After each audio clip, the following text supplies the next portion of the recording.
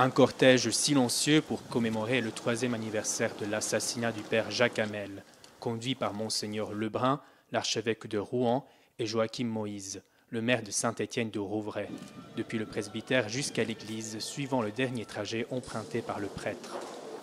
À l'église, de nombreux paroissiens et aussi des personnes venant de loin. Tous sont venus rendre hommage à un artisan de paix. La mort violente, l'attentat contre le père Hamel, ça a été pour nous en fait un événement vraiment terrible et un choc en fait dans nos vies. Et on tenait en fait à célébrer sa mémoire, surtout pour qu'on n'oublie pas en fait sa vie, le message de paix du père Hamel et puis pour tous les chrétiens dans le monde aujourd'hui qui sont aussi victimes de harcèlement ou de sévices. Voilà, donc vraiment pour soutenir la communauté chrétienne aujourd'hui.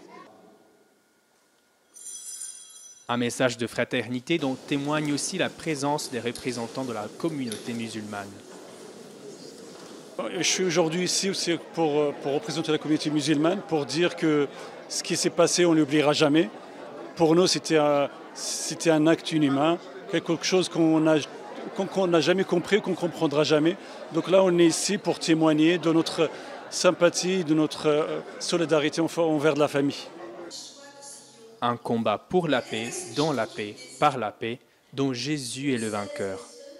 C'est ce qu'a évoqué Monseigneur Lebrun dans son homélie.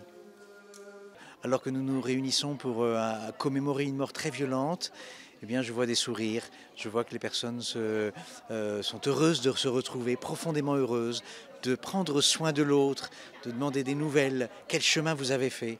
Et ça, je crois que c'est un très beau signe de résurrection. Durant l'après-midi, les visites se sont succédées à Bon Secours sur la tombe du prêtre martyr.